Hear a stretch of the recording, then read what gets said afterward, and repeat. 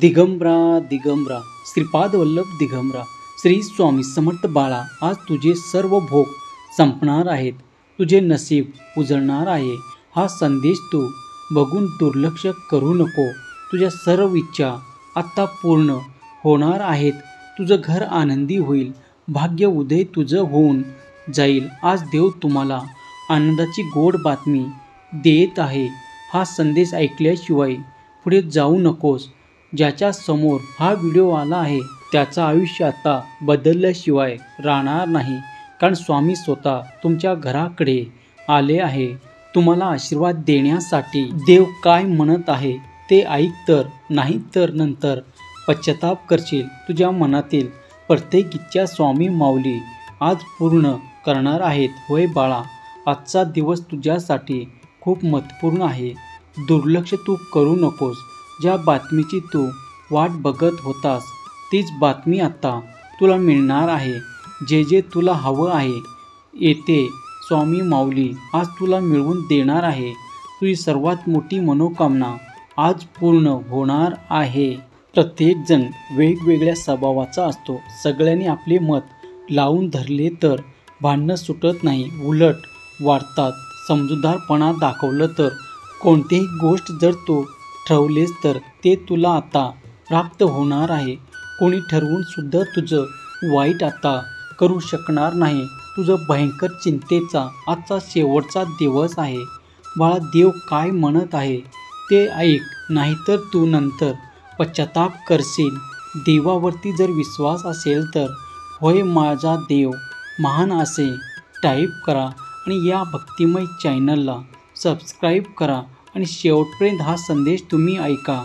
घरातील भांडणं सारखे होत असतील, मानसिक त्रास होत, देव काय म्हणत आहे ते ऐक, तर नाही तर नंतर पश्चाताप करशील. तुझ्या मनातील प्रत्येक इच्छा स्वामी माऊली आज पूर्ण करणार आहे. होय बाळा, आजचा दिवस तुझ्यासाठी खूप महत्त्वपूर्ण आहे. दुर्लक्ष तू करू नकोस. ज्या बातमीची तू वाट बघत होतास तेच बातमी आता तुला मिळणार आहे. जे जे तुला हवे आहे ते स्वामी माऊली आज तुला मिळवून देणार आहे. तुझी सर्वात मोठी मनोकामना आज पूर्ण होणार आहे. असतील तर आपण काय करावे? घर म्हणजे माणसाला भक्कम आधार देणारी जागा, पण जर त्याच घरात सतत भांडणे होत असतील, मनात खूप त्रास, दुःख, वेदना होत असतील तर काय करावे? सुखाने जगायचं तर घरात शांतता असायलाच हवी. प्रत्येक घरात कधीतरी वाद होतच असतात. प्रश्न हा आहे की या भांडणाचा आपल्या मानसिक आरोग्यावर परिणाम होऊ द्यायचं की नाही. काही लोक छोट्या छोट्या गोष्टीवरून भांडतात, त्यामुळे वेगवेगळ्या समस्या तयार होऊ लागतात. अशा घरात कोणी पोटात दुखणे घेऊन बसतात, कोणाचा सतत डोकं दुखत असतं. अशा घरात नेहमी झोपसुद्धा लागत नाही. तर काही जणा या तणावामुळे, टेन्शनमुळे अक्षरशः वेड लागण्याची वेळ येते. अशा वेळी मन शांत ठेवून खूप गरजेचे भांडणं टाळा. शक्य नसलं तरी त्याचं तणाव कसा कमी करायचं हे शिकवायला हवं. काही लोक भांडणं झाल्यावर शांत बसतात, काही लोक उत्तर देतात, पण शेवटी त्रास हा घरातील सगळ्यांनाच होतो. आरडाओरड, सतत वादविवाद यामुळे घरातील वातावरण बिघडतं आणि मानसिक शांतता हरवते. घरात लहान मुलं असतील तर त्याच्या मनावर वाईट परिणाम होतो. म्हणूनच आपण अशा परिस्थितीत काय करायला हवं हे आज आपण या संदेशातून पाहून घेणार आहोत. तत्पूर्वी अजूनही तुम्ही चॅनलला सबस्क्राईब केलं नसेल तर सबस्क्राईब करा आणि आपल्या प्रियजनांना हा संदेश तुम्ही शेअर करा आणि हा संदेश तुम्ही शेवटपर्यंत ऐका. भांडणं झाल्यावर आपण लगेच प्रत्युत्तर द्यायला तयार असतो, पण शांत राहणं हेच खरं शहाणपण. महत्त्वाचं, रागाच्या भरात बोललेलं बरंच चुकीचं निघतं. माणसाने कधीही गरम डोक्याने निर्णय घ्यायचा नसतो. पाण्यात पडलेला गरम लोखंड हे लगेच वाकतो. मग माणसाने अशा वेळी थोडं थंड व्हायला हवं, थंड थांबायला हवं. भांडणाच्या वेळी राग चरणसीमेला पोचलेला असतो आणि अशा वेळी बोललेलं खूप आघात करून जातं. शांत राहिलं तर गोष्टी हाताळणं सोपं जातं. समोरच्या कितीही चिडलेला असला तरी त्याला अजून भडकू नका. थोडा वेळ जाऊ द्या, मग शांत होऊ द्या आणि मग ठरवा काय करायचं ते. काही वेळ बोलणं हे सुद्धा त्या परिस्थितीला चांगलं असतं. घरातील प्रत्येक माणसाची विचारसरणी वेगवेगळी असते. प्रत्येकजण वेगवेगळ्या स्वभावाचा असतो. सगळ्यांनी आपले मत लावून धरतील तर भांडणं सुटत नाही, उलट वाढतात. समजूतदारपणा दाखवलं तर भांडणं टाळता येतं.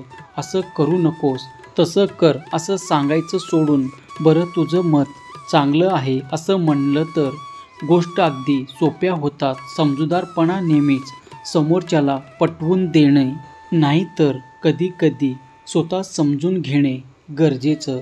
छोट्या चुका माफ करून शिकायला हवं. अहंकारापेक्षा माणूस मोठा असतो हे कधीच विसरू नका. घर टिकवायचं असेल तर थोडं नमतं घ्यायला हवं आणि जो नमतं घेतो त्याला त्याच्या आयुष्यात आनंद नंतर मिळतच असतो. वाद झाल्यावर लगेच कोणाशी बोलायला न जाणे सर्वोत्तम उपाय. गरमागरम चर्चेच्या वेळी बाजूला स्वतःला काढा. थोडा वेळ बाहेर फिरून या. ताज्या हवेत गेल्यावर मन हलकं होतं. सतत भांडणाचा विचार करत बसला तर डोकं भिनभिनणारच. रागाच्या भरात घरात थांबला तर अजून वाद वाढतो. त्यापेक्षा बाहेर जा, झाडाशी बोला, नदीकाठी बसा, मन मोकळे करा. परत आल्यावर बघा भांडणं शिल्लक वाटतील. जिथे भांडणं वाढत असतील त्या ठिकाणी तुम्ही थांबू नका. थोड्या वेळासाठी का होईना थोडंसं बाजूला व्हा. अनेकदा मनात गोंधळ उडतो. राग, दुःख, अपमान अशा भावना डोक्यात फेर धरू लागतात.